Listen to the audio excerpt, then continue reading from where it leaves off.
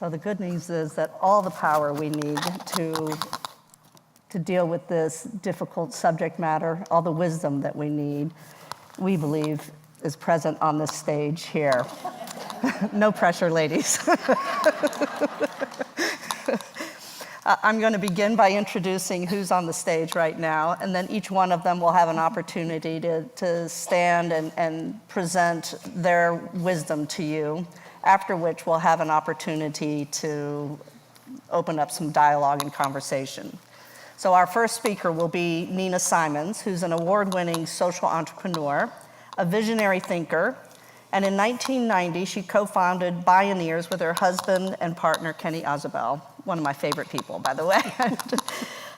Nina's work currently focuses on writing and teaching about women, leadership, diversity, systems thinking, and restoring the feminine in all of us. Nina edited the anthology Moonrise, The Power of Women Leading from the Heart, which contains 30 essays and 40 contributors, and it collectively helps to redefine the leadership landscape. I also just want to add, anecdotally, 2 of the members of our team have attended her leadership training and are a living legacy to the wisdom that was shared and informed a lot of this week's dialogue. I'll say specifically about women standing in their own power and the ability to see and honor and respect the feminine. So thank you very much for what you've done for this festival.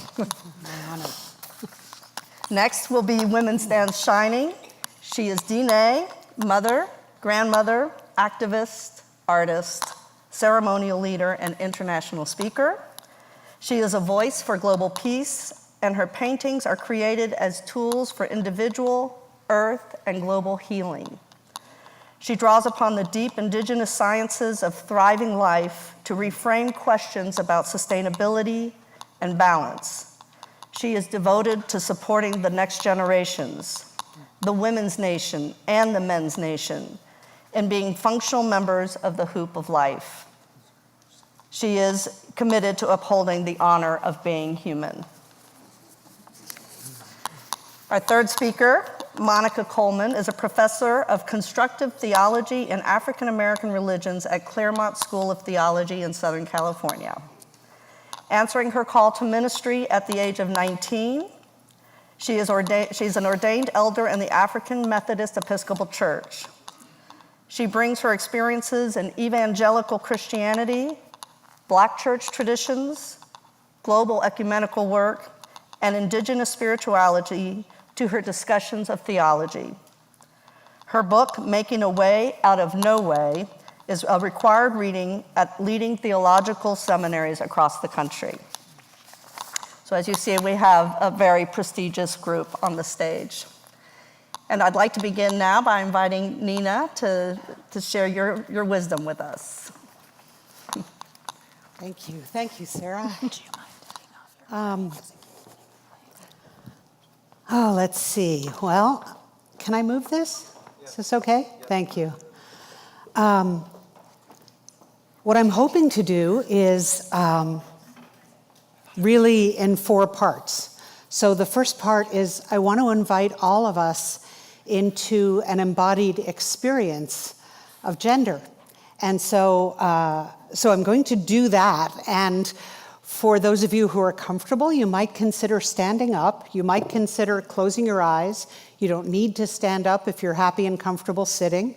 And then I'll give some framing remarks about gender and then tell a little of the story of how I got into this work and what kind of revelations have happened for me as a result of it.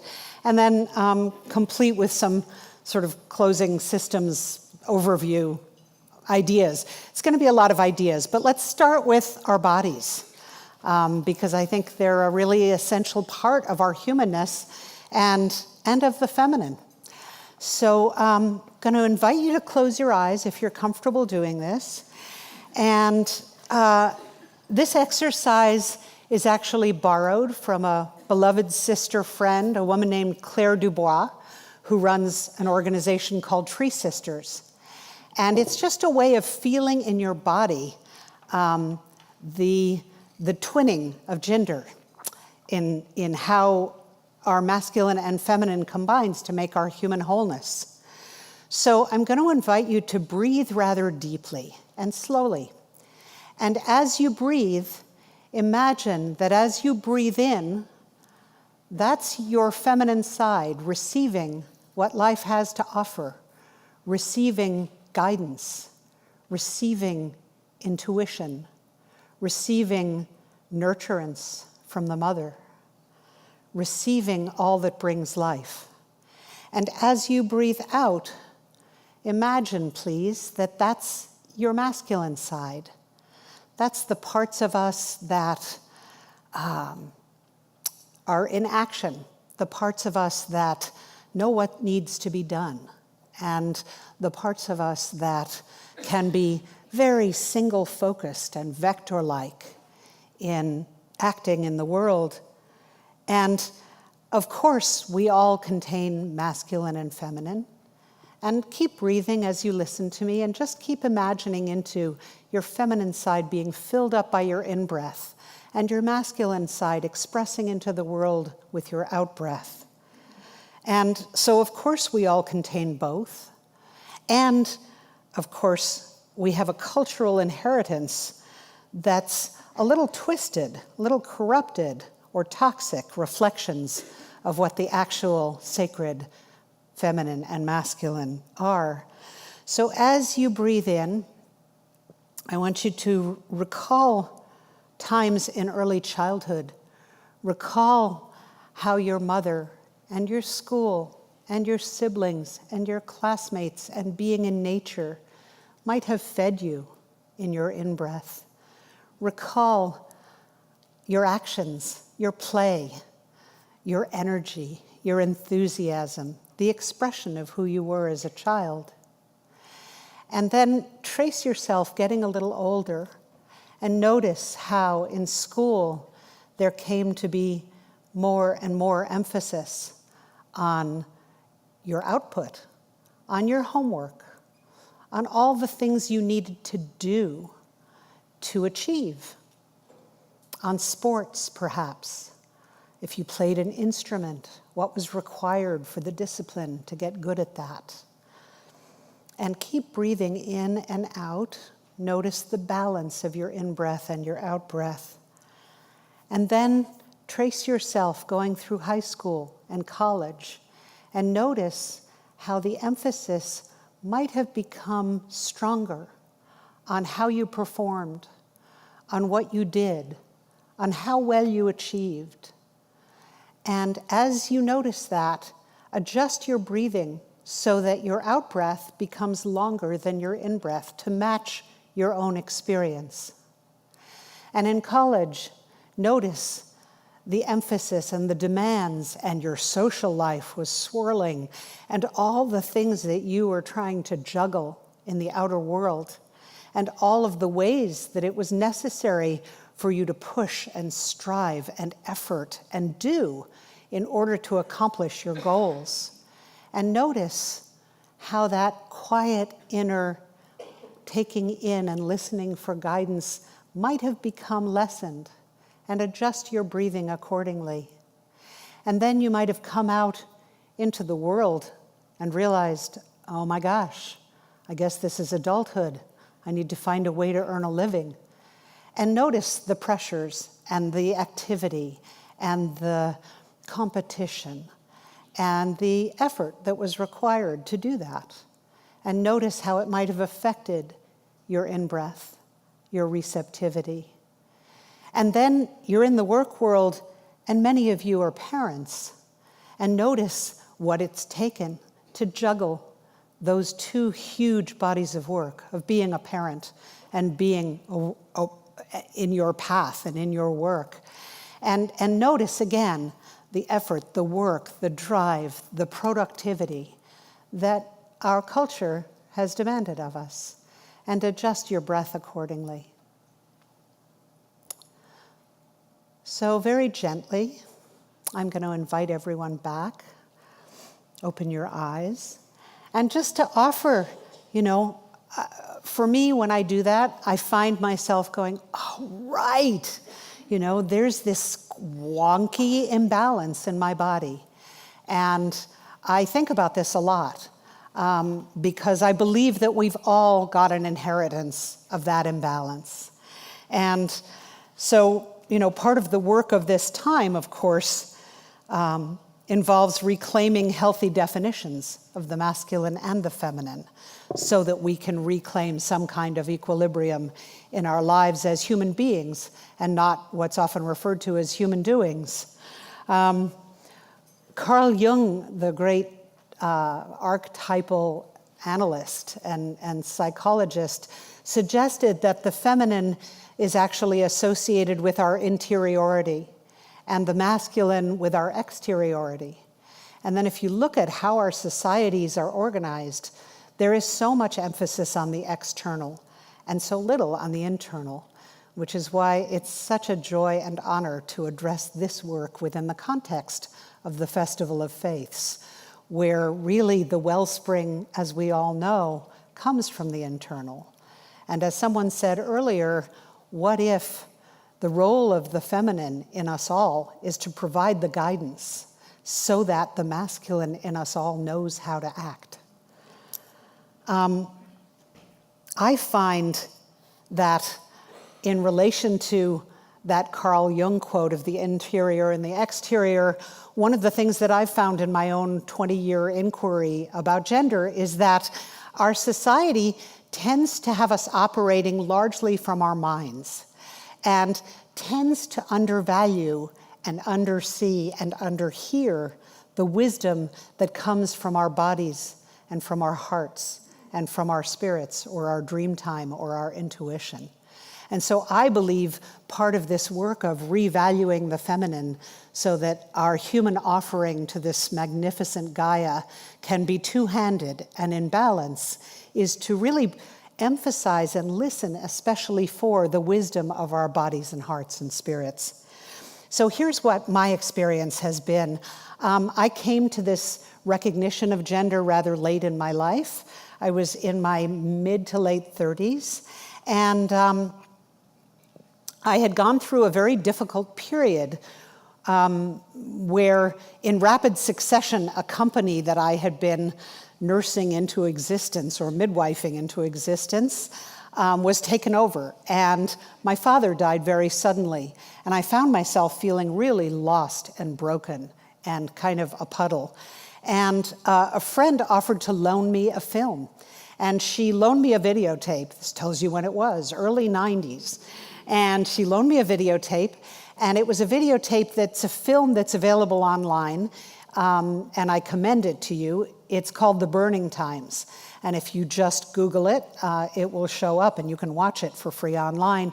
And The Burning Times is somewhat dated at this point, but it tells the story of the 200 to 300 year period in European history, where throughout most of the nations of Europe, 7 generations of children saw their mothers and grandmothers and aunties and sisters pretty systematically persecuted and tortured and often burned for the supposed crime of being witches.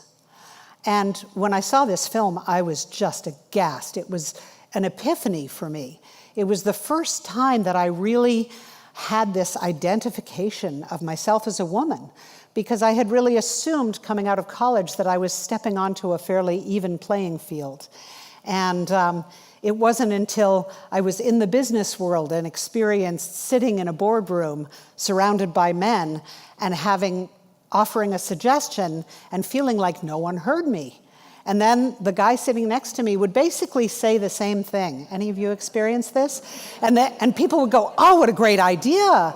And I was like, well, this is interesting.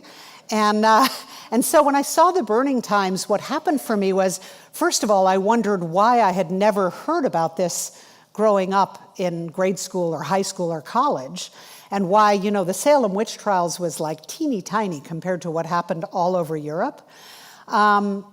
But also, I thought it was the first time that fear that had lived inside me made any sense. I had grown up with this fear that if I spoke my truth in public, something really bad was going to happen. And I had no idea where that had come from. And when I saw the film, I went, oh, that story lives in my bones. I just know that it does. And somehow I believe that just like fish don't see the water we swim in, it lives in all of our bones. I believe it's a cultural inheritance. And I started researching the film after I saw it because I really had to know, is this true? Is it this large? You know, the numbers are hard for anyone to agree on. There's not good documentation, but somewhere between tens of thousands and as high as millions of women were systematically tortured and killed. And I thought, well, if this is true, I need to understand more. And as I researched, what I found was that all these systems in society had changed as a result of the burning times. That at the beginning of the burning times, women owned more wealth in Europe than men did. And by the end of the burning times, that wealth had been redistributed. And at the beginning of the burning times, there were actually more women in Europe than there were men. Nobody's quite sure why, maybe the Black Plague, but by the end, that was evened out. The demographics had shifted. But also there were other societal systems, like at the beginning of the burning times, women were the ones who practiced medicine. Women were the herbalists and the midwives and the hospice workers. And by the end of the burning times, you had to go to medical school, and only men were allowed to go to medical school.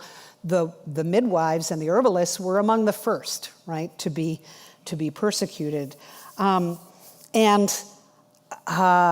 was a shift in land relationship and the relationship to land. At the beginning, it was much more common that land was held as a common right and shared by the community. And by the end of the burning times, the enclosure system had happened in Europe, and people were imagining land as private property. And then the last thing, of course, maybe the deepest, was that spirituality and religion shifted from a direct relationship with the divine, which often had a relationship to the earth and was manifest and celebrated in ways that might be considered pagan, to an intermediated relationship where the young man asked earlier, why do we need organized religions? Well, the burning times made sure we had organized religions and that male gods replaced the female gods.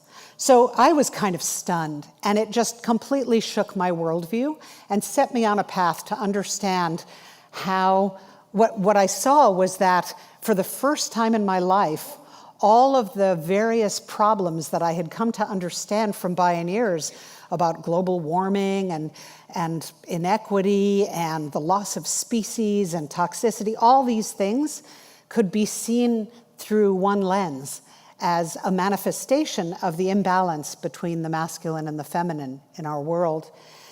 So just a couple of quick observations before I close, that this reemergence of the feminine that's happening all over the US in all these different forms is also happening globally. It's happening politically, it's happening in every sphere of life. The UN has basically proven that the more you improve the equity of women, the more all of life's systems improve. The more economic systems improve and health systems improve and peace and justice improve. So it's not just a doctrine, you know, it's actually been proven. I always love it when science proves what we all already intuit to be true. And the last thing I want to say is that, actually two more things. In honor of this place as a home of Wendell Berry, I want to point to a notion of his that I love, which is solving for pattern. And it's an essay, and if you haven't read it, I commend it to you. And what he says is there are three kinds of solutions to any problem. There are some solutions that make the problem worse. There are some solutions that address the initial problem, but they create other problems. But really what you want to seek out is the solution that when you deploy it, it improves everything. It has cascading benefits to all the living systems around it. And so I think that's true about restoring the feminine and gender equity, and healing the relations between the masculine and the feminine for us all. It's one lens that actually solves for pattern. So with that, thank you. Thank you, thank you.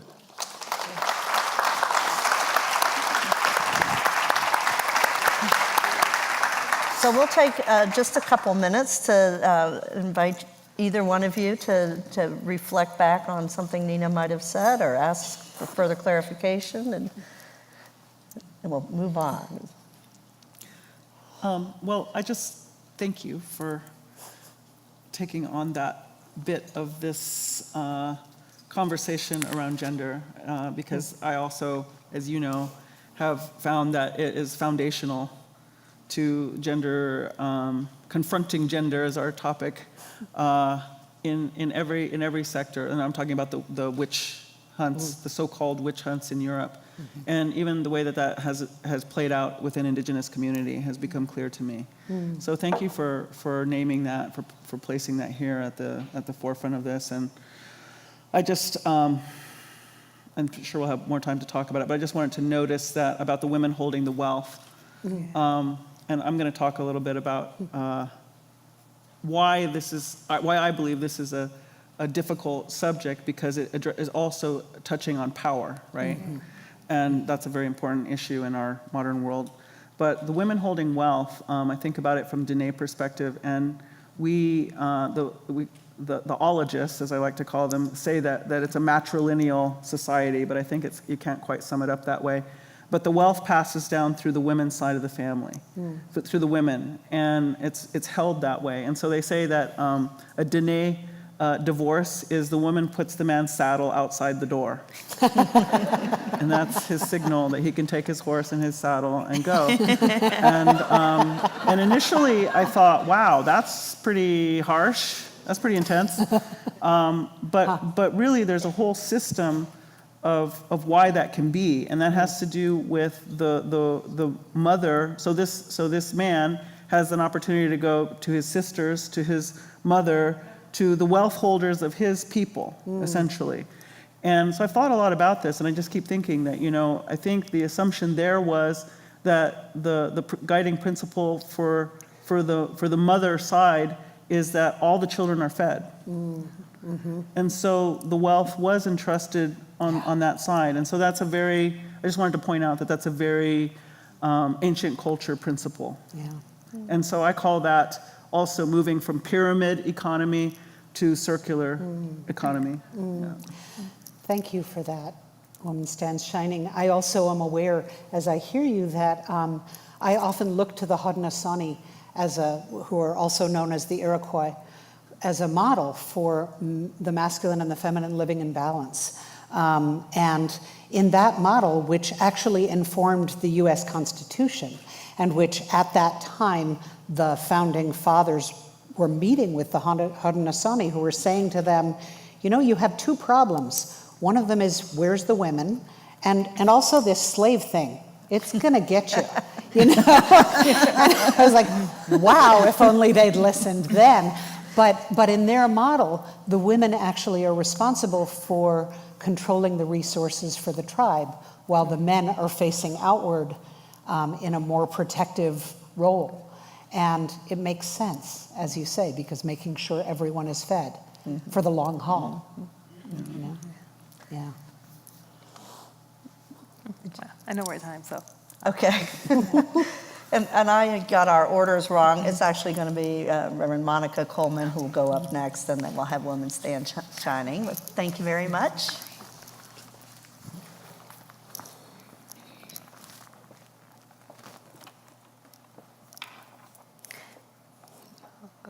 There. I want to share two stories with you. Both are from sacred scriptures. The first comes from Jewish and Christian scriptures, and it's the story of Dinah. You may never have heard of Dinah. There's no tribe named after this child of Israel. There's no book in the Bible dedicated to her ministry or her prophetic words. We don't often talk about ourselves in Jewish and Christian traditions as followers of the God of Hagar, Leah, and Dinah. But her story is there in these sacred scriptures. And in one chapter of Genesis, we have a window of opportunity to hear about Dinah's story. Who is Dinah? Dinah is Leah's daughter, the daughter of Leah and Jacob. You may remember Leah, Rachel, and Jacob, the biblical love triangle. Leah and Rachel are daughters of Laban. Jacob sees Rachel across a crowded field with the sheep and decides he wants to marry her. So he makes an agreement with her father, Laban, that he will work 7 years in order to marry Rachel. When the time comes, Laban insists that Jacob marry Leah, the older, uglier sister. So Jacob works 7 more years so he can marry Rachel. Jacob loves Rachel, but only Leah can have children. So Leah has a number of boys. And Rachel becomes jealous and prays that God will allow her to have children. So Rachel has some sons. Then Leah gets jealous and gives her concubine to Jacob, and the concubine has some sons. And then Rachel gets jealous and gives her concubine to Jacob to have some more sons. And so here we have 2 women fighting over one man, trying to hold on to his love by having children. It's like a modern day talk show. At least this is how the scripture describes. And at the end of all this, the scripture tells us, by the way, Leah had a daughter named Dinah. So here we have Dinah, the baby girl of the ugly, unwanted wife of Jacob. And when we meet Dinah, she's a young woman, probably a teenager. And based on the information given in this text, Dinah is the only girl child that Jacob has. So here we have Dinah living day in and day out in a house full of boys. And Dinah goes out to see the daughters of the land. She goes out to see the other women in Canaan.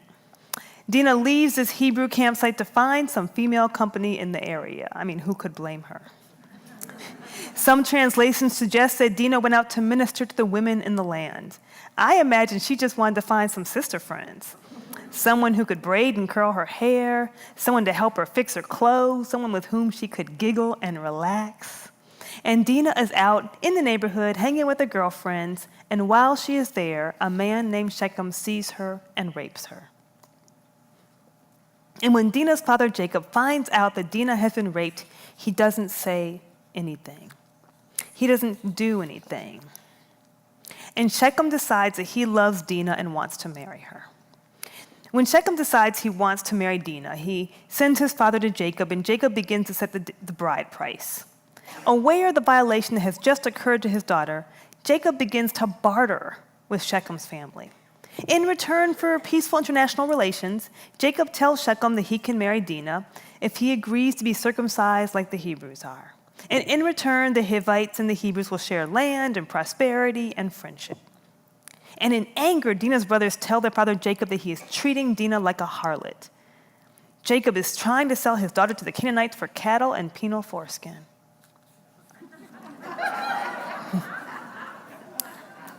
Why? Maybe Jacob, like his father-in-law Laban, thinks that Dinah, like her mother Leah, will never be loved on her own merit. Maybe Jacob thinks that Dinah is too ugly, too stupid, too slow, too spoiled, too something, and cannot find a man on her own. Maybe Jacob thinks that he can control Dinah's life better than she can. Either way, Jacob buys into Shechem's lie, and he's willing to barter his daughter for the discomfort of a village of men. Unbeknownst to Jacob and the Hivites, Dinah's brothers, Simeon and Levi, plan to slaughter all the Hivites while they're recovering from the circumcision. You know, they're adults, no anesthesia. Meanwhile, no one hears from Dinah. We haven't heard from Dinah since the first verse. While the men are off planning and plotting, bartering and exchanging and engaging in international relations and economic negotiations, no one has noticed Dinah's absence. No one acknowledges Dinah's tears. No one has asked about Dinah's whereabouts. Dinah does not appear till the 26th verse. We learn that she has been in Shechem's house the entire time.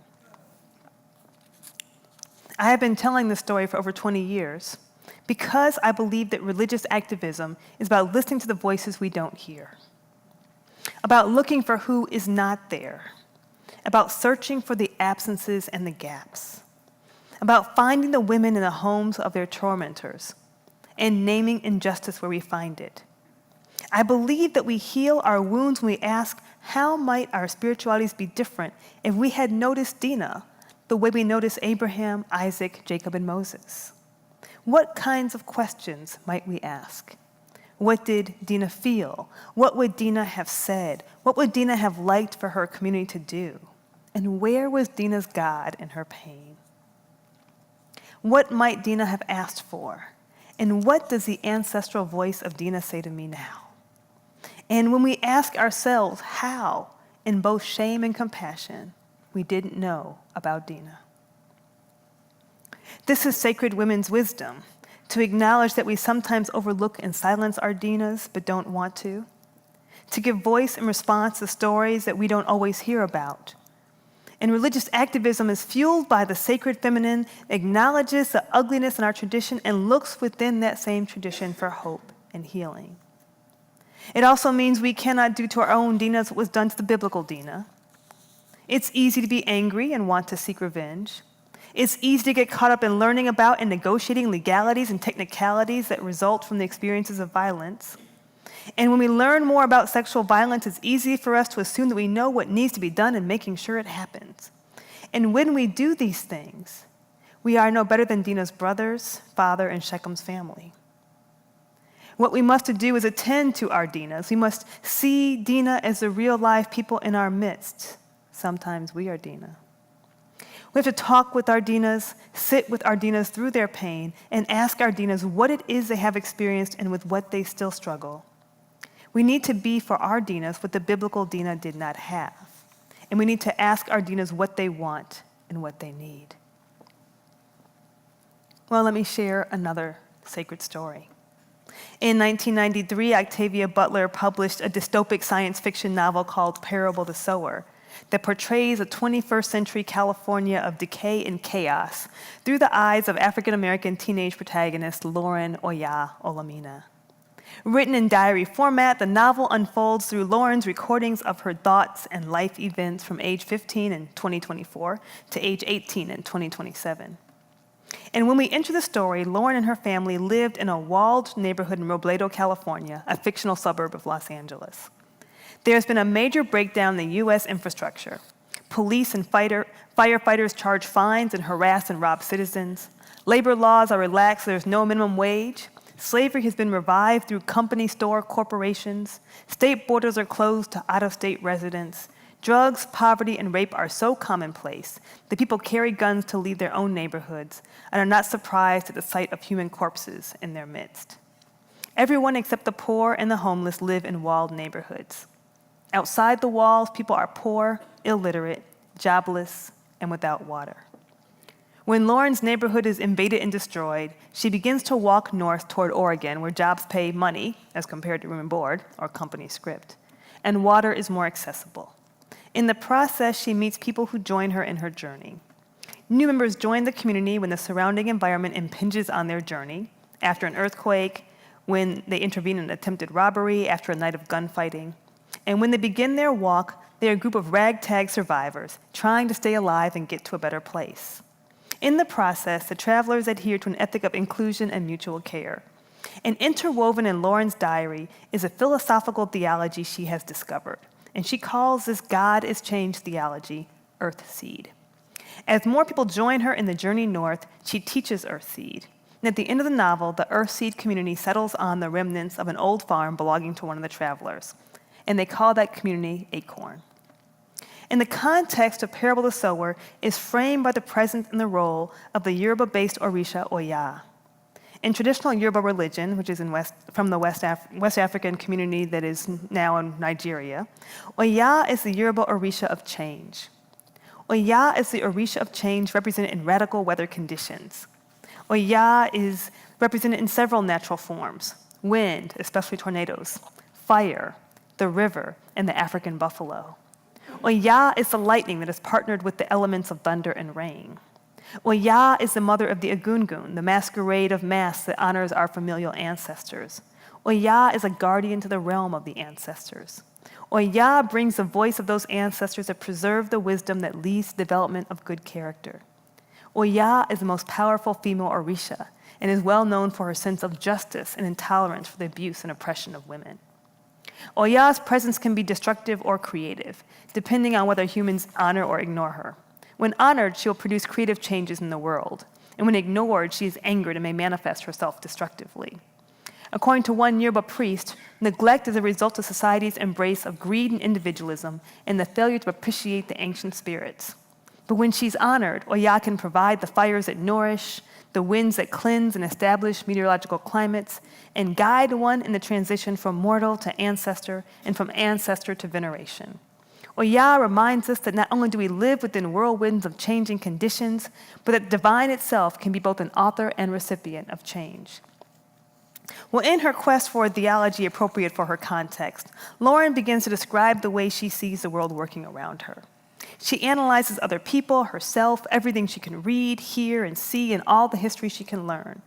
And she discovers this theology is all about change, a symbiotic relationship between God and the world. And she makes this conclusion about the world. Whether you are a human being, an insect, a microbe, or a stone, this is true. All that you touch, you change. All that you change, changes you. The only lasting truth is change. God is change. For Lauren, change is the most common denominator in everything in the world. And Earthseed teaches that God influences the world and the world influences God. The central verse of Earthseed reads, "Why is the universe? To shape God. Why is God? To shape the universe." Earthseed's God is always influencing the world. She says, God has been here all along, shaping us and being shaped by us in no particular way or in too many ways at once, like an amoeba or like a cancer. God's influence and shaping occur with or without acknowledgement of the world. It's just part of how the world works. And so, Lauren says, as wind, as water, as fire, as life, God is both creative and destructive, demanding and yielding, sculptor and clay. God is infinite potential. God is change. Well, this too is women's sacred wisdom. Octavia Butler's Afro-futurist speculative insight about what could happen or what should happen if we don't creatively transform our world. And the wisdom of a Black teenage girl, an unlikely prophet, guided by her ancestor to both embrace and change her beliefs and the world.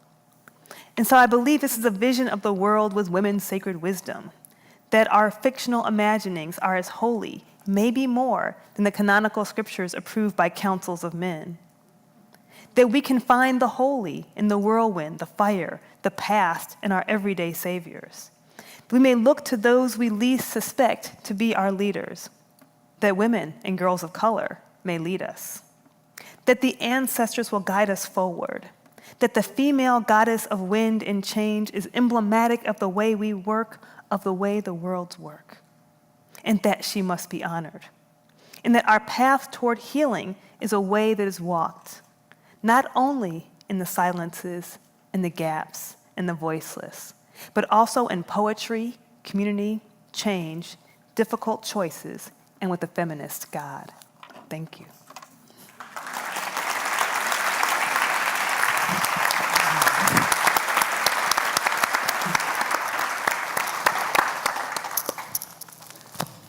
I have to observe, just in the process of curating this festival with my colleagues, this term of who saw Dina has been paramount in our thinking, and this recognition that there's almost a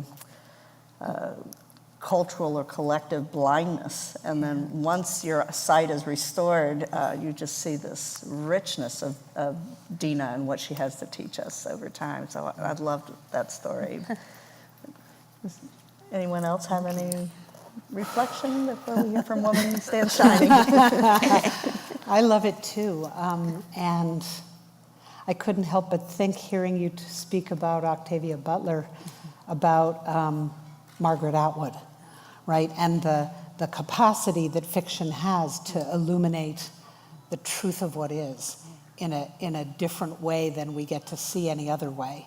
And also just that in both cases with Dina and the parable of the sower, we're seeing the value of the perspective and the experience and the voice that's been hidden and invisibilized, and that I think there's something incredibly relevant to that, the moment of history that we're in that we need to be led by those whose experience, in a way, has been hardest, and who therefore carry the wisdom for how to lead in a totally different way. Yeah, Yeah. exactly. Yeah. It's like a different way of listening and hearing, I think, like listening for what's not there and then seeing it rise up, right? Listening for who's not listened to and looking for who's usually invisible and seeing that rise up as well. I also just want to say I was really struck by recognizing how so often the value to our human experience lies in the wound, you know, and that as a culture we tend to shove our wounds under the rug and not really face them and not value them, and that's a part of restoring the feminine, I think, is how we value what's been most painful and traumatic for us. Yeah. Thank you. Thanks. Yeah, I was also appreciating the way that you were holding this biblical viewpoint and then an indigenous viewpoint. And I feel like that is something that indigenous culture has to offer to this time of where I'm praying and hoping that we are all ready to collectively put our cards on the table. Right, and so when that indigenous eye comes to look at systems that have held all of the conversation, we'll say, and say, well, what about this? Because from our stories, we would be wondering, well, what happened to that woman? Like, where did she go? What, you know? And so I feel like that's where our diversity in faith will strengthen our understanding of ourselves and our view of many of the stories that we've held. Yeah. So I was just appreciating that. Yeah. Okay. So if you're ready, I'd like to invite Women Stand Shining. So I'm really grateful to be invited to have a chance to offer my understanding and my little piece of this very large puzzle we're working on here today. And this morning I was saying, you know, someone was saying, this security thing coming into this theater is really intense. And I was saying to this person, I said, what we're doing here is revolutionary. What we're doing here is risk-taking. And there are strong feelings about it.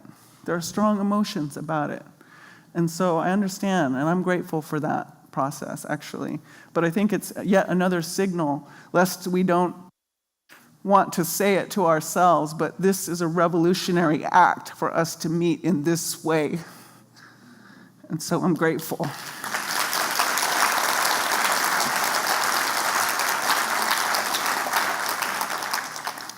So I do a lot of work around gender. And when I begin to speak about gender, and I love our topic, you know, it's confronting gender, right? Just in case you were going to miss that part. And so before I ever enter into gender, I try to preface it with this. I say, so just like I was alluding to, so part of the tension and this confronting around gender is that gender is so connected to power in modern culture. Well, probably in every culture, but it's power in different ways in different cultures, right?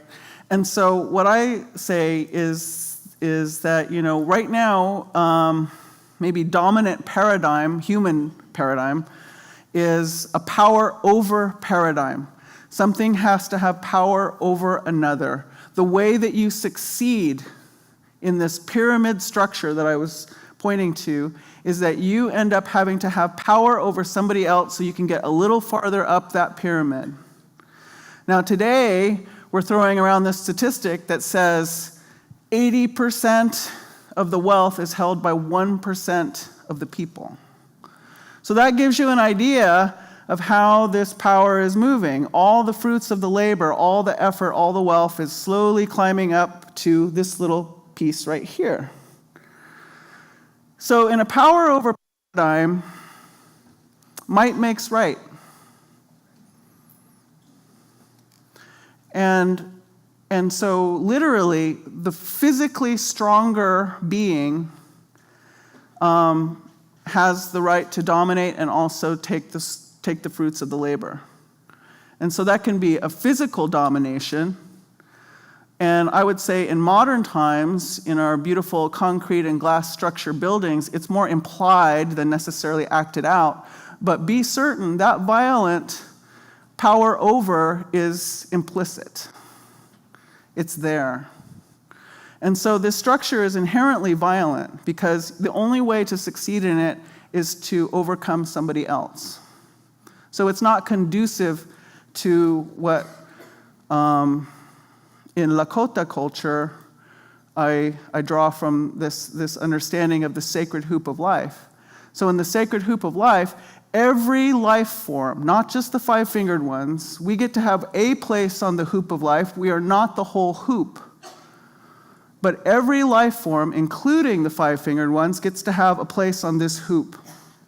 And if any one of the members of this hoop doesn't uphold their part, the hoop begins to fail, right? So this is how interrelated we are. As Thich Nhat Hanh says, this is our interbeingness. We are an interbeing. That's the structure of how this Mother Earth operates. And so for us, what I keep saying about it is this construct, this holy hoop of life, this Mother Earth, she doesn't understand us and them. She only understands we. That's her whole way of being. And so in this structure, we're having a difficult time right now because we keep having to leave someone else behind in order to have our needs met. Food, clothing, shelter. And so what I say is in this paradigm, you better keep your eye on who has the power, right? It's important. It's no joke. So we can talk about it and say, oh, well, everybody's so power obsessed. Well, yeah. Yeah, of course we are. And so in this power over paradigm, where we're keeping an eye on power, when we begin to talk about this feminine rising, when we begin to talk about the feminine voice being heard, when we begin to talk about the feminine must lead, as my relatives from the Sierra Nevadas in Colombia said to me, the women are going to lead. Right away, our first response, I would guess, for many of us, is to go, whoa, hold on a second. Where does that leave me? Where does that leave me in this power structure? Does that mean that some of my power is being taken from me? Does this mean some of this power is being thrust on me in a system that I don't want to leave other people behind? So there's all these questions that come up around power. So I wanted to name that right away. And so in this power over paradigm, the feminine has been relegated to the lower rungs, if even being able to participate in any way in this paradigm, in this pyramid paradigm structure. And so I feel like that's really necessary to name. Now, the next thing I wanted to say to you is I was in ceremony one night, and I'm going through my elder womanhoodship right now, and I was kind of railing and raging about becoming this elder invisible woman. This is a big problem for humankind, by the way. But that's for another time, I guess. But in it, I was saying, what do we really mean when because I was trying to find a way out of this, right? I was negotiating. I'm like, what do we really mean when we say feminine? And what do we really mean when we say masculine? And the answer I heard back in this ceremony has changed everything for me. It said, listen, you think you know what the feminine is, but you don't. And you think you know what the masculine is, but you don't. All you know is how these two energetics behave when they're plugged into a power over paradigm. Well, you can. That wasn't my idea. Just so we're clear. And I thought, wow. Okay. And so, the continuation of that is these two energetics perform in very different ways when you put them in very different paradigms. And there are human beings on the planet who are still doing their best to not have to hop into this pyramid paradigm, and who are doing their best to maintain a circular, shared power, shared wealth, all the children are fed paradigm. So I've got my eye on those ones. One of my taglines that I use a lot when I'm speaking is to say, so if sustainability is the highest and most sought after technology on the planet, who should we be talking to? We should be talking to those peoples who've known how to live in relative health, harmony, and happiness for extended periods of time in one place, like 1,000 years, 2,000 years, 3,000 years, 5,000 years. These are actually the human beings among us who hold a true science of sustainability.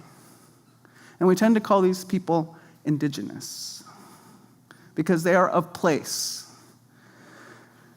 So to be of place requires to have that kind of sustainability. We would call it, my daughter, for some of you who heard her poetry last night, would call it hojo. It's about a relationship. You have to have a deep relationship with place in order to have that kind of sustainability. So how do we go about having this relationship with place? Well, in indigenous culture, so here I am, and that's a very big generalization, but I will go ahead and use it because I travel a lot. I attend a lot of indigenous peoples gatherings. I've spent a lot of time with a variety of indigenous peoples in ceremony and also in conferences like this. And so I feel like, we're talking about these. And so we have some commonalities. We are not the same. We are not pan-indigenous. There's no such thing. They all have very individualistic ways of specifics about their being and their relationship to place. But nevertheless, we have some commonalities. And so to have this relationship with place requires a certain kind of dialogue with the earth. Now, in modern world, some people might immediately go, that's going to the woo-woo side of town, and I'm not sure I want to go. But for I would say all, boy, that's a big statement,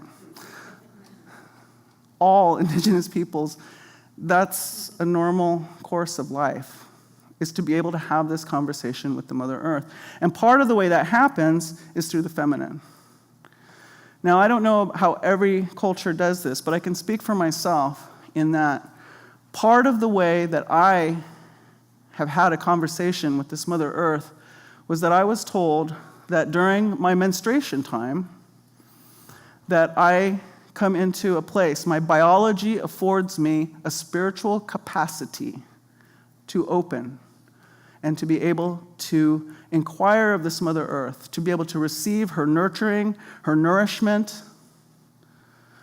And I have to. We say that the woman is the backbone of the family. The woman is the backbone of the community. So where does she get fed? Well, she gets fed partly at this time every month by the Mother Earth herself. But not only that, she has an ability to hear, to receive vision, to receive communal vision, not just for her own life and herself so that she can beat out the next girl. No. So that she can help her family, so that she can come back and bring this wisdom to community. So this is a very deep experience of humanity that has been left behind. And what I really want to get to also before my time is through here is that when I have come out of that prayer space and I come back and I have the elder women around me saying, is there anything that happened while you were in that space that you would like to share with your community that would feed us, that would help us, that would nourish us? I want to tell you something. Those words come out, and they don't come out in a linear fashion. They come out with lots of emotion, just like I'm having right now. They come out with a lot of humility. It's a very humbling experience to hear directly from the Mother Earth. And it's a very humbling experience to have the power to express her blessing to the community. And what I want to say is that language is precious. That language of the feminine coming from that place is so precious. And it is not linear. So I come from a family who was taken into Dutch Christian Reformed missionary boarding schools. My grandparents were taken by force. Their children, they sent their children for many reasons, including fear of hell and damnation. And then by the time I came along, people weren't practicing my culture. Because in those schools, they were not allowed to speak our language. They were not allowed to practice our culture. And so with my people, we still have a lot of speakers. And my daughter actually speaks more Dene than I do, because there's a renaissance happening. But what I want to say about it is this, is I know what happens when the majority will not hear the way a person expresses their relationship to life. It is damaging. It is damaging for all of us. We lose something. So if that science of sustainability is being held within these languages, and these languages are leaving, every day they're leaving us, we're losing something profound. So what I want to say to you is this. I'm asking that linear, masculine, hurry, fast, louder, please. Get to the point, please. Way of being. I want to say to you, we're missing out on something when we can't hear that quivering voice that is trying to express something powerful from this Mother Earth. That is a feminine voice, and it speaks in a certain dynamic that this world is unfamiliar with. So if you would condemn the people who slapped my people for using their language, who put bad things in their mouth to try to get them to not speak their own language, then I would ask you to consider what are we doing to the feminine voice? The feminine voice that has a capacity to offer us direct instruction for how to be here. This is a part of the dilemma of this gender that we're talking about. It's not a philosophical thing. It's very down to the earth, very concrete, very practical information that we miss. So my plea these days is to ask, we gotta make a space for that feminine voice to be heard. So, thank you.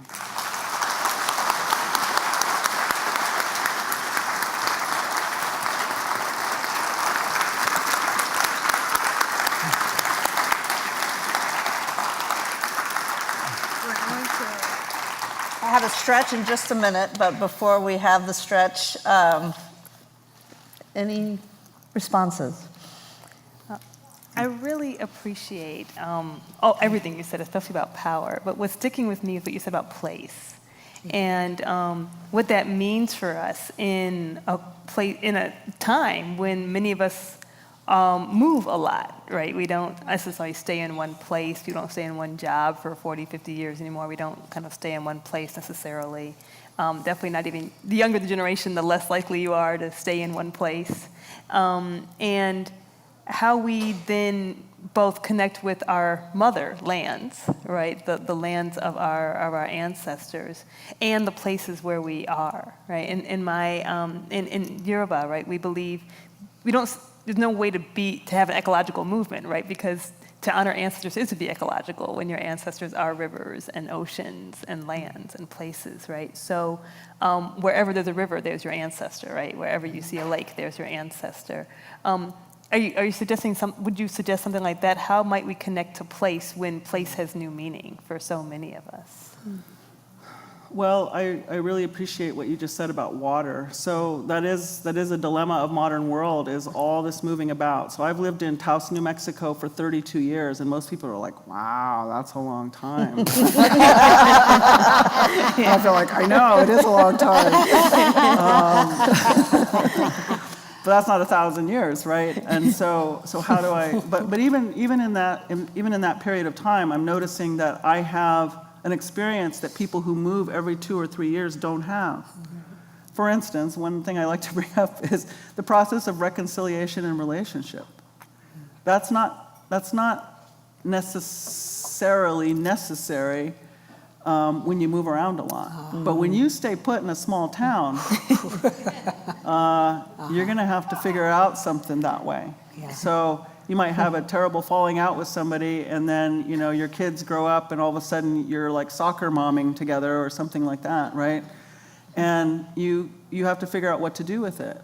And so in my community, I'm very proud of us that way. We have feuds, and then we move on. And I just think, wow, what must it be like to live, to like never get to experience that reconciliation process, that humility process of finding out how to move forward after conflict.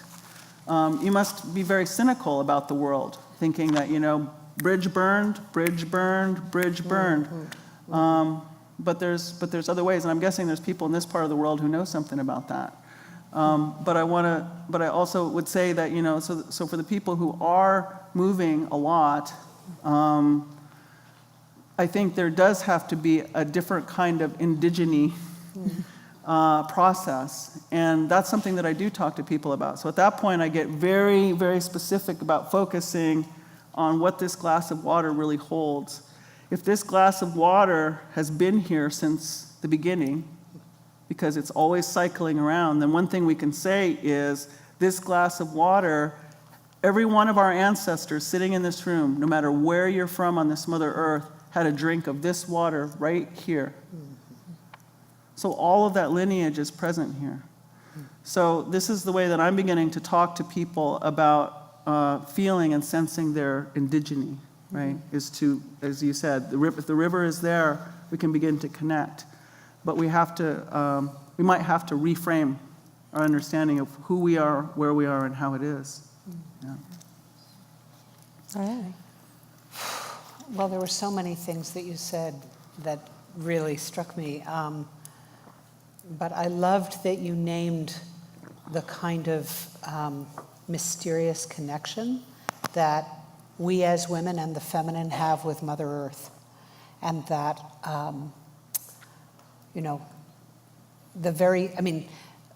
anyone who's lived in a female body knows that moon times sync up with the moon. I mean, if you give it half a chance, your body syncs up with the cycles of the earth and moon. And that's an amazing thing. And if you're with other women, then you sync up with them. And this is not an accident, right? I mean, millions of years of evolution have brought us that capacity, and how tragic it is that that's exactly what's been demonized. That sacred time when that information directly as a transmission from Mother Life can be available to us as a species, that's been so forbidden and sort of culturally despised. And I also really want to thank you for speaking so eloquently to the nonlinear, to the different forms of communication that want to come through us, and that I think part of it is that we have a language that tends to value things instead of relationship. And if we're shifting toward, I hope, a culture where we value the relationship and the connections more than the things, which is what Fritjof Capra says is most essential to transition to a sustainable future, then it makes sense that our existing language wouldn't know how to communicate that. So how do we open ourselves and listen so carefully and treasure the communication that sounds so other to our unschooled ear and yet is so essential to our survival? Thank you. So now we're going to take a 1-minute stretch before we invite our featured artist up to share a little bit about her exhibit, which is out in the lobby called Oasis. But for a moment, let's get embodied. And when the lights come down, we'll invite Brianna Harlan up.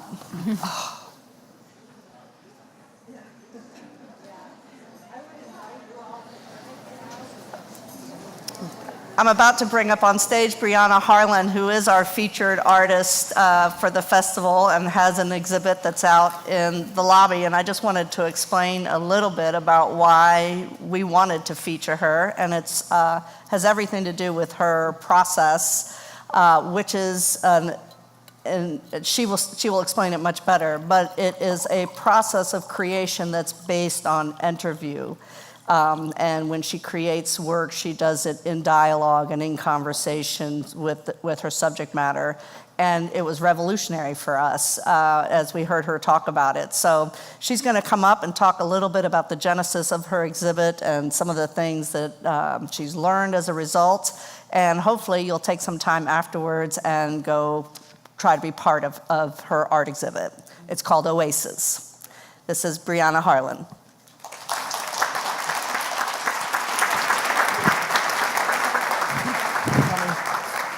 All right, good afternoon. Good afternoon. So I'm Brianna Harlan, and I create radically vulnerable art. And that is my installation outside in the lobby, and it's called Oasis. And Oasis houses wisdom submitted from people all across the city, both from an in-person session, kind of like this one, and then from online, so maybe even past the city. But the theme is on vulnerable and honest moments. Kind of that feminine voice that we're talking about. But the artist statement starts with plant, nurture, harvest. And that's because, well, as we go through life, things are planted within us. The way, as we process things, as we come across things, as we feel things, react to things, there are things that are planted within us. And then the nurturing is what we choose to nurture, whether that be good or bad, you know, healthy or not, whether that be love or resentment. All of these things, it's up to us. And then harvest, so we reap what we've nurtured to harvest. And if there are any gardeners in here, I'm sure you know. It's kind of like the grass is greener where you water it. So, I didn't think that was funny, but okay, I like it, it's good. Yeah. So now, this is a cycle that results in lesson learning and shaping our realities. And to share and embrace our truths, that to me is radical vulnerability, and that's the basis of my work, my art. So Oasis is visually and conceptually inspired by nurture, or by plant, nurture, harvest, and by feminine energy. And that feminine energy is often what allows us to return to ourselves and to each other. So Oasis cradles the intimate wisdom that people were brave enough to share, giving space, which is often what my work does, to share and safely share and experience and reflect on that feminine voice, and hopefully, you know, the installation and everything we read from that will plant seeds in all of us, continuing that cycle. But now to think on the true importance of the vulnerable confessions that people were brave enough to give to Oasis, and both the giving and receiving of that, let's talk about flowers. So flowers are a distinctly feminine symbol, and to become pollinated, they open up, and we call that blooming. And blooming is a very positive word. So they become vulnerable to the elements, but they also share beauty, and they receive what they need to move on to the next bloom. So one flower closes, but another will open. And the definition of blooming, according to the internet Google search, is to come into or be in full beauty or health, to flourish. Now, there is no blooming without opening, expanding. To attain the biggest blessings, you have to open your arms, your heart, and your mind, and give the space and the energy for that to enter, manifest, and take root. So that is the radical vulnerability.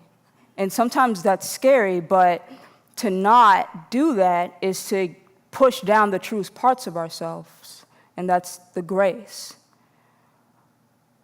So I want to read an excerpt, because I put all the wisdom in a book that's in the installation. And there's something that someone submitted that I thought kind of summed that up really well. And it says, in all capital letters, fail big. Reach out, ask questions, make requests, even if the answer is no. Are you a writer? Send your work to the big 5 publishers. Musician? Reach out to the people you don't think you'll hear a response from. What's the worst that could happen? Stay in touch with your grace. So I want to say that we do this even with the small things. And that's all I had written, but I have 2 minutes left, so I'm going to improvise if you don't mind. That we do this with the small things every day, and we talked about this even with our language, how we communicate with each other. And I love that you said slow it down, give people the patience, because I am guilty of getting annoyed when people ask too many questions. Why would I be annoyed that somebody wants me to bloom in front of them? So we do this with the small things in our lives every day. We rush ourselves, we rush each other. We're impatient with ourselves and each other. And whether it's the biggest dream or having a beautiful moment with someone in a coffee shop, it all depends on going to that vulnerable feminine space and giving that opportunity for connection, to put ourselves out there, to open up, to receive something, to open up so that we can give something, right? Because you can't give something through a closed door, and you can't receive anything through a closed door. It has to be opened first. So the last thing that I want to say is, no matter what, I beg you to be brave like a flower. Thank you.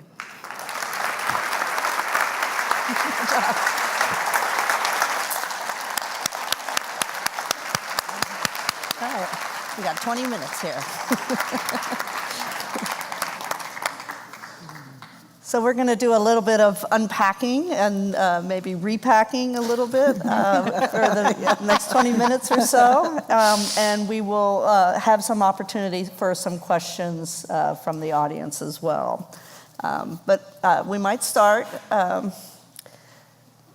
We can stay flexible, and so if a question comes up, by all means, feel free to present the question. But I'd like to start with just calling out some of the terms that are being bandied around a lot these days, and see if you can help us understand what they mean and maybe where we need to nudge them.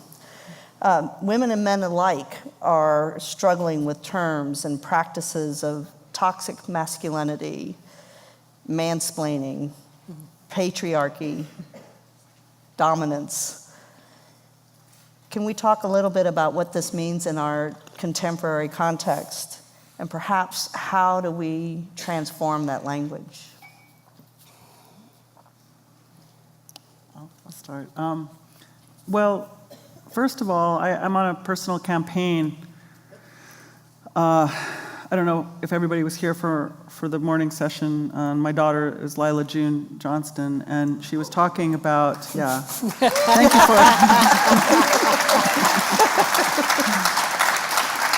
Thank you for receiving my beautiful daughter the way that you did. Thank you. But she was talking about, that wounded masculine. And so what we know, what I learned in my studies of the witch hunts was that it wasn't just the women who were damaged in that. And it took me quite a while to see that. As soon as we say witch hunt, we think of the women. But actually, the sacred masculine was deeply, deeply damaged in that as well. Because, from Indigenous perspective, one of the core spiritual principles for the sacred masculine is to protect life, life and to provide for life, to provide for the women, children, and elders. And so in that instance, that wasn't possible. There were so many men who would have done anything to be able to keep their wife from being destroyed, their daughter, their mother, their friend, etc., and they weren't able to do that.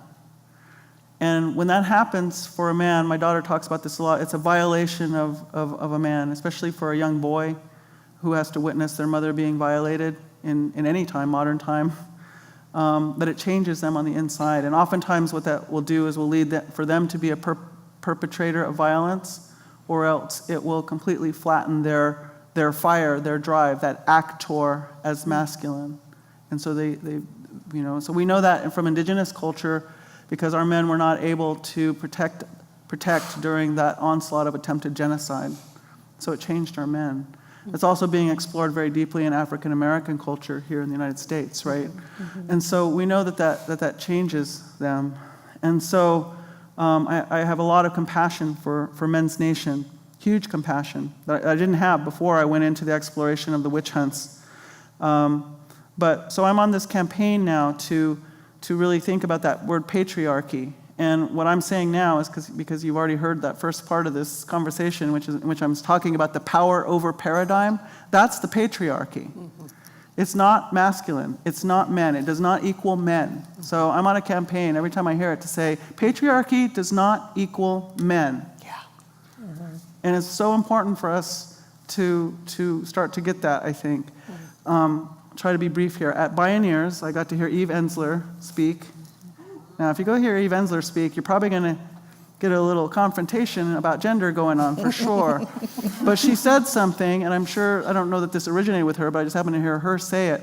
And she said, when we because we're story-based beings, when we don't have a narrative for something, it becomes largely invisible to us.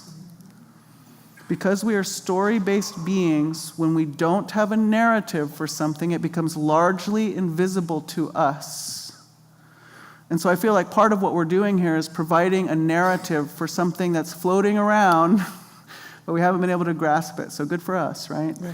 But what I realize is we've begun to create a narrative of the sacred feminine in all different versions.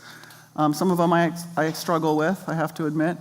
But we don't have a narrative for the sacred masculine, almost at all. And so I'm making it a personal campaign to begin to give language, to give the traits, to bear witness to what is this when we talk about sacred masculine. And so I think that what you're describing, the mansplaining and patriarchy, I'm looking for that flip side of that coin and looking to say, so one of the things that I say about it is, so if the woman is the dreaming and the masculine is the waker of the dreaming egg, first of all, and if the masculine have a willingness to receive that dream as part of community, then I'm also going to call that sacred masculine an architect of the fulfillment of the vision of the dreaming egg, oftentimes. So that's where I'm moving so far. And what you're saying reminds me, I guess, of two connected things, and that is how gender is constructed, right? When you said that the voice you heard said that what we know about masculine and feminine energies, we only know in a power over structure, and it would be so different in a power with structure, right? So what we know about what it means to be a woman, what it means to be a man, what it means to be feminine, what it means to be masculine, we know primarily through a power over structure, but that's not the only way to know what it means. And that part of that is this, I'm always very interested in those who merge and straddle our categories, right? So that part of confronting gender, right? And part of of looking at the names is for those for whom it doesn't work, right? For those who identify as non-binary, right? Or for whom saying, the gender categories that have been given, I want to break through them. They don't make sense. They don't fit. That there are cultures and communities who are fine with those constructions and have always and long had ways and places and understandings that don't fit into like this or that, or say we all have different kinds of feminine, we all have different kinds of masculine, and we live along these spectrums, sometimes in one day, not just in one life, right, of how much we embody and how much we show forth. And so I kind of want to push that part too, right, that these are constructed, which is great because that means we can reconstruct them, right, in ways that are healthier, in ways that are power with than the ones we've inherited. Mm-hmm. The thing that I think I would add is I get sad when I hear those words now, because I realize some of this comes from the Haas Center for Social Inclusion. And basically we're living in a time of very, very rapid change. And the change is happening on a gender spectrum, and it's happening on a race spectrum, and it's happening on a faith spectrum, and it's happening on an economic spectrum. And typically when humans are faced with really rapid change, we tend to have one of two reactions. We either other, and we say, oh, we're not like them, and we blame them, or which we see tons of coming from the White House all the way through society. Or we focus on belonging. And really as social creatures, we want to be in a modality of how do we welcome everyone in. And I'm so aware, I got really kind of emotional listening to that, just because I realize how alienating it must be for men to hear those words now, and how much actually as women we have the benefit of several generations of women working on gender identity and equity and what does it mean to reclaim the feminine, that men don't have in the same way. And I'm more and more acutely aware that with the dire situations that we face, both socially and ecologically, if we don't find a good way to include and welcome everyone in and invite the men to be full feminists and to embrace it and to understand that being feminist doesn't mean women on top, it means the circle, the hoop that Woman Stands Shining is describing, we may not make it. We need everyone in. And so how do we welcome everyone in?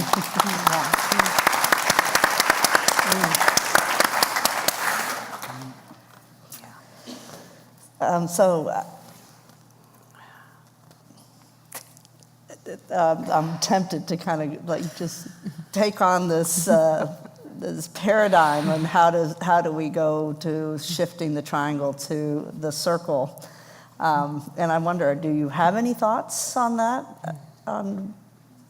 for people who are leaving the theater in about 20 minutes? I would offer one thing. I'm actually reading a book that's really influencing me right now, and it's Margaret Wheatley's latest book. And I think it's called Who Do We Choose to Be? And she contexts this moment that we're in within two contexts, one of which is living systems and how living systems thrive and how they need to remain open and flexible and transformative in order to survive. But the other one is this historical context of how humans have behaved at the ends of empire through 3,000 years of human history. And it's fascinating because so much of what we're seeing right now is suddenly becomes revealed as a pattern. And she says we need to create islands of sanity. And we do that, we do that partly by insisting on love and truth, as Lila June said so beautifully this morning, love and truth being able to coexist.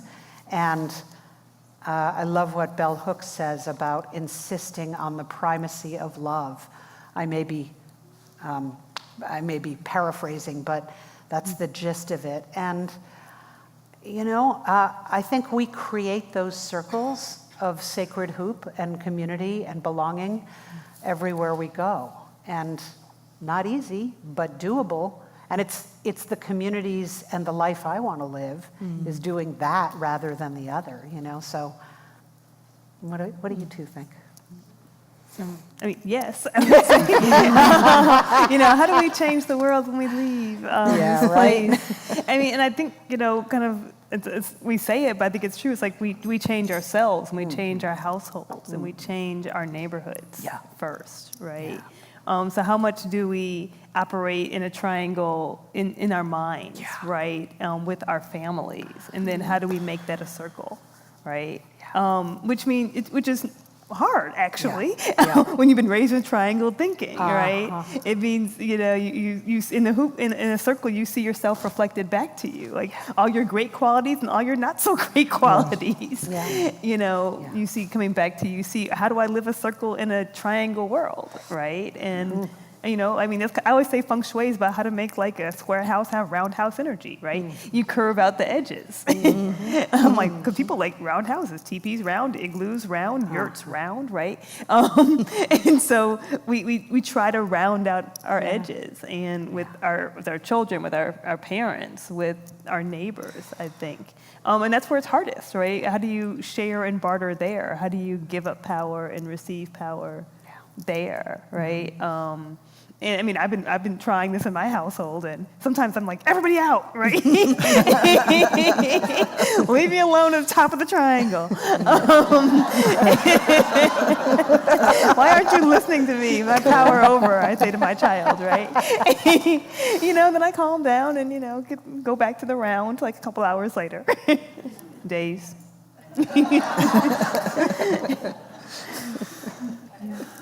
I love how you said it's hard, but it's I mean, I feel like I've been in a process of peeling back layers that I call decolonizing my mind and heart, of that triangle system, because I keep finding it in myself, and I go deeper, and there it is again, and there it is again, and it's yucky.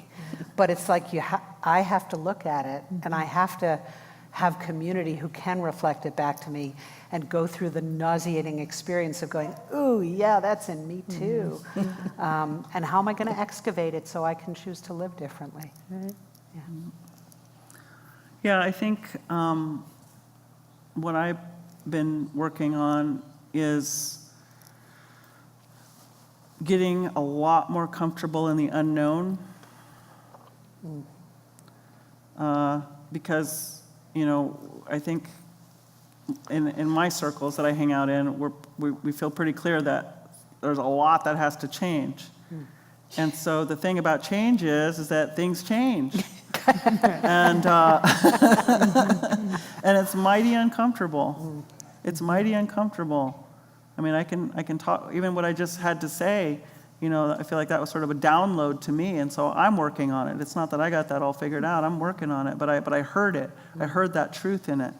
And so I'm willing to say, I open myself to be available. So this is my practice in the morning, is I open myself to be available for the highest possibility for life, light, and love today, and hopefully tomorrow, and the next day too. And so I acknowledge that I don't know that I know what that is. I think we're coming upon it. And to be honest, I don't know that it's like this stationary thing that's sitting out there that we just have to like arrive to. I think it is being created right now. One thing that I say is that, we hear about indigenous people's creation stories, right? And I, for a long time, viewed them as sort of being like in the past. But guess what? We're still telling the creation story right here, right now. Because we're co-creating this life. I feel like in my practice, what I have heard is from spirit is, you people can have it any way you want it. And right now you're saying you want it like this. And so what else might you want? Just wondering, and so it really it puts that back to me to think about what kind of thought structure, what kind of belief system am I operating in. I had a conversation with somebody sitting next to me yesterday. This has been a big question for me at interfaith gatherings, is because I was raised in this Dutch Christian Reformed church that my family was sent to into their residential boarding schools. And so I feel like I have understood some of the doctrine and actually the dogma involved in that. And I say, so in these interfaith gatherings, how can you put that aside, the part about the evangelism, the part about, I'm sorry, but I'm going to have to make you like me.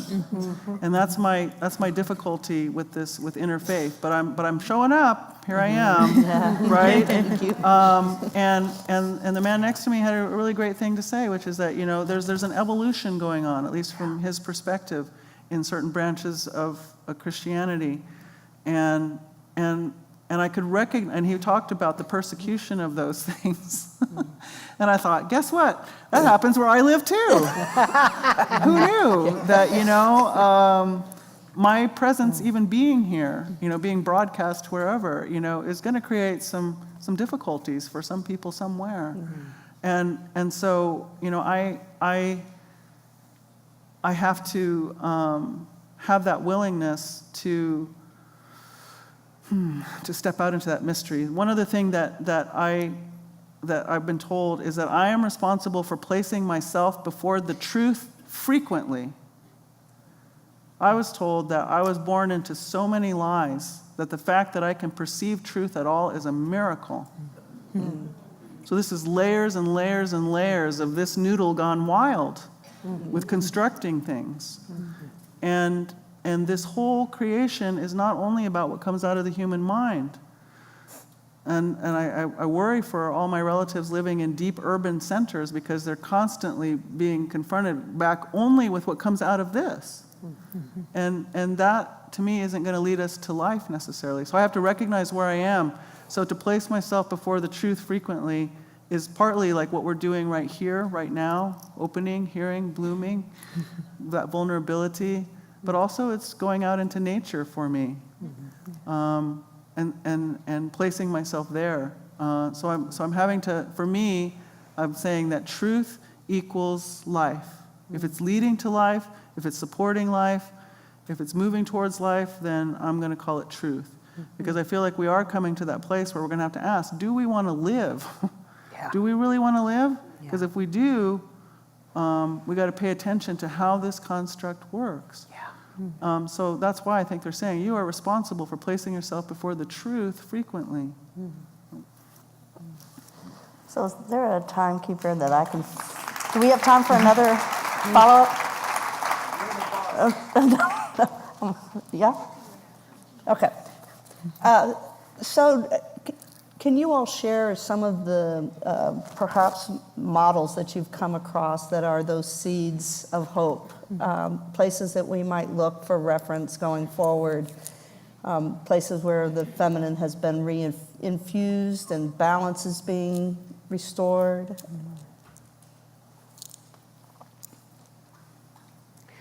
I don't know if I can talk about a place. I can talk about a couple of ideas. I think one of the things that I've really learned from 12 years of deep dives with amazing women and cultivating women's leadership has been that one of the really profound capacities of women and the feminine is to strengthen each other in community. That it's like the Dina story, that Dina goes out to look for her sisters, and I thought, yeah, I know what that feels like. And that when women are really in authentic, honest, and committed alignment, we have this capacity to grow each other like crazy.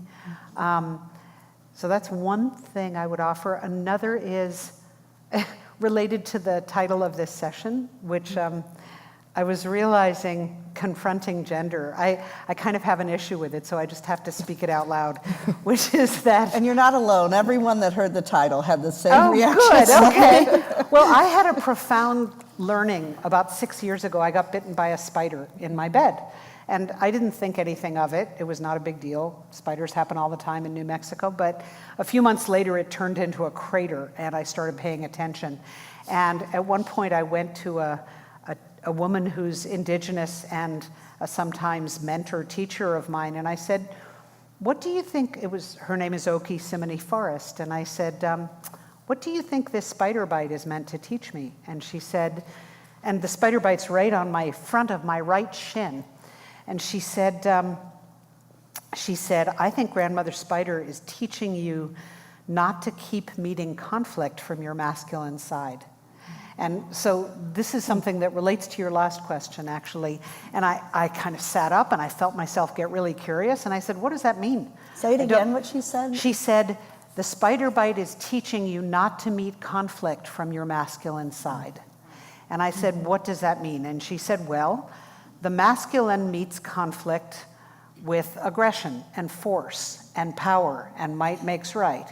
And, immediate, hard confrontation. And she said the feminine meets conflict very differently. She said the feminine meets conflict. Imagine how grass grows through the concrete or how a river cuts through a canyon. She said the feminine meets conflict with gentle but persevering and flexible pressure. And I was like, oh, wow, that's so different. And it relates to that. How do we transition from the triangle space to the hoop? I think that because we're all products of a culture that has prioritized the triangle for so long, we tend to behave in masculinized forms and think in masculinized stories without questioning, like, what are the alternatives? What's the other dream we could be having? And so for me, that's a mantra of sorts, is how to meet conflict from my feminine side. Because I think our challenge is to wrap around culture and transform it in an inclusive, loving way, rather than in a confronting way. Oh. I can think of two examples, I guess, to come back to where I started. I've mentioned I've been telling the story of Dina for 20 years. I've been telling it, I'm a survivor of sexual violence. I've been telling it as a minister and faith leader who has been trying to teach other clergy and ministers in training how we can change our churches and our religious communities to address and to hear the survivors of sexual violence and those who experience sexual violence, which are also those who love them in many ways. And so, and it happens, right? I mean, it's not great, but if you compare 20 years ago, right? These are stories people tell. You have hashtags. There are no hashtags of Me Too or Church Too, right? People are telling stories. Stories are being heard. Stories are being believed. People are, there's so much more to go, but I guess I think of where I've seen it come from, that there are churches, like individual churches, sometimes small, sometimes large, that have programs and ways to help talk about teen dating violence, consensual touch with kids, ways to heal, ways to wrestle with some of our hardest ideas about God and forgiveness and reconciliation, or not, in the context of these bodily and psychic wounds. And so in those places, I see, right, us listening for Dinas and looking for Dinas, and being willing to hear the voice of those who are like, yeah, me too, right? Which is where it comes from. Just this, I can't tell the whole story, but I know, right? That kind of knowledge. In the other place, thinking particularly of traditional African religions and how they are practiced, and this is still greatly evolving, but they're ones that they haven't had problems with women's leadership the way some other traditions have had, right? That there are priests and there are priestesses, there are babalaos and there are yalarishas, and in leadership where you have, your Oshun, who's a woman, can be a warrior when she needs to be, right? Just like our mama bear instincts can be. It's like loving mama, but hey, if you're going to keep me from feeding the children, I'm going to turn into a warrior, right? That have ways of straddling our ideas about gender and feminine and masculine, and that at least more in the U.S., they're less persecuted, right? They're still quieter, they're still smaller. But there are still parts of the world where these traditions are persecuted, right? Where people, there are the kinds of burnings, the kicking over the shrines. I'm thinking of recent articles in Bahia, Brazil, right? But here, we're doing better. I remember being a teenager and reading about these stories where there were just these huge court cases over, can you kill a chicken in the city? And now you can have eggs in the backyard, right? We're getting better, I think, at a kind of inclusivity, a kind of less persecution of saying we need to hear the wisdom. That there is something that we've lost or something we should pay attention to. We at least cannot keep stomping down, right? The wisdom of those who are coming from these places that honor, I think, women's wisdom in different ways.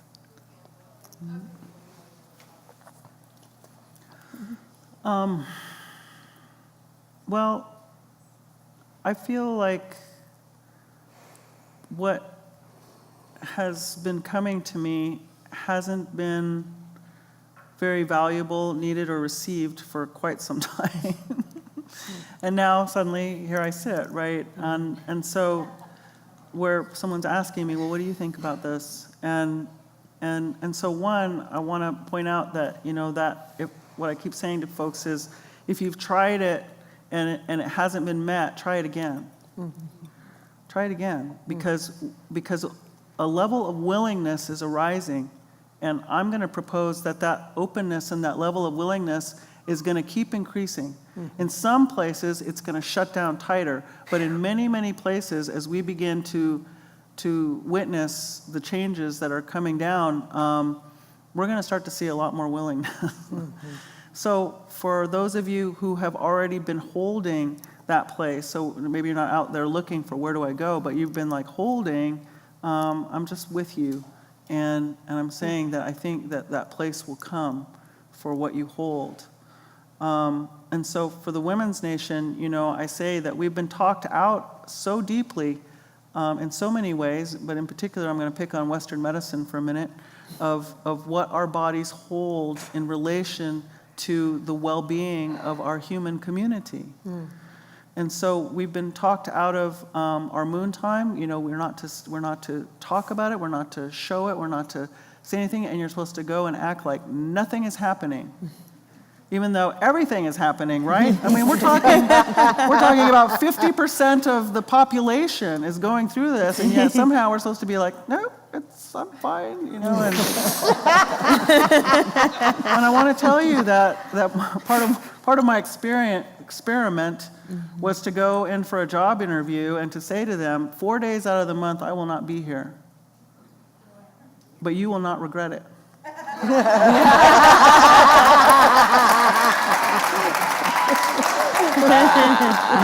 You will be blessed by the time that I take. And I'm not just talking about my crabbiness. I'm talking about the gifts that are going to come on behalf of the organization that I'm giving my heart and soul to. And I got hired. All right. Okay? So there's that. And just briefly, I mean, I talk for this stuff for like 3 days in a row, so this is very brief. But for the elder women who are beyond that time, so again, I'll go back to that time of if you just make a little space, this is not the elder women, this is the younger women, the menstruating women, if you just make the smallest space to say, I acknowledge that at this time I'm dismantling the holy altar of life. Mama Earth, from which all this life is constantly blasting. I mean, that's the whole plan, right? The whole plan, if we look around, everything else around us is doing one thing. It's making more life, making more life, making more life, making more life. That's got to be the plan. I'm pretty sure that must be it. And yet here we are, the five-fingered ones going, what is this all about? And and so I'm going to say that if you participate as that female of saying, I'm dismantling the holy altar of life, Mom, and I'm being with you, and I'm willing to receive you, it can be that simple, and you will be surprised at what comes around. There's an order to her that you become a part of and that you begin to express to your community. As the elder woman, what I've been told is that the grandmothers' lodges have to be reinstated on this Mother Earth. They have to be reinstated. So for me, what I was told during my menopausal time was, you are birthing yourself again. You're in labor. That's why it feels that way. You are in labor again, and this time you're going to birth yourself as the fruitful woman. the woman who has this knowledge. Now, picture that if you had sat for every one of your moon times and made this inquiry to the Mother Earth, say I started at 11 years old and I finished at about 48, so what is that, like about 37 years? 37 years of months of receiving instruction from the Mother Earth. Oh, girl, you know? I am a force to be reckoned with. I am a precious resource for my community. So young women, you can see where this is going. For the elder women, I'm sorry, it's hard, it's painful to hear this when we pass that, but you can talk to the young women about it. But I also just want to honor you for the place that you're in. The Grandmother's Lodge is the counterbalance to the masculine leadership. And in some of the nations, they say that the elder woman chooses the men's leadership because they knew those men when they were little boys, and they know what their natures are like. So imagine if the President of the United States was chosen by the Grandmother's Lodge. We would have a different world, right? And to the men's nation, I want to say to you, you are precious and you are holy. You are precious and you are holy. You are that sacred fire. Your eros, which is under deep question at the moment.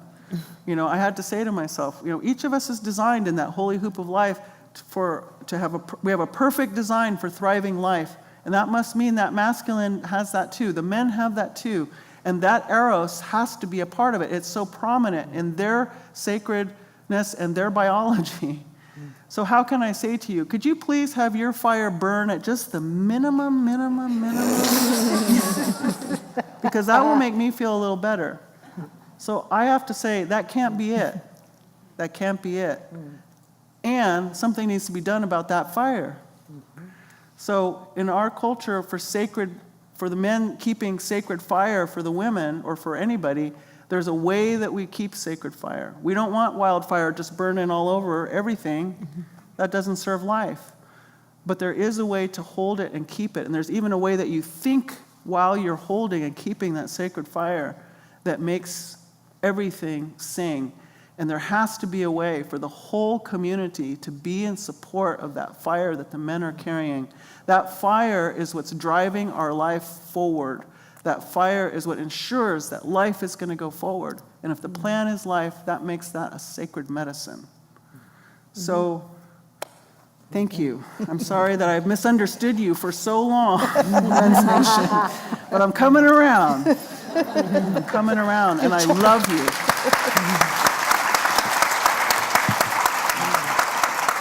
Announcements?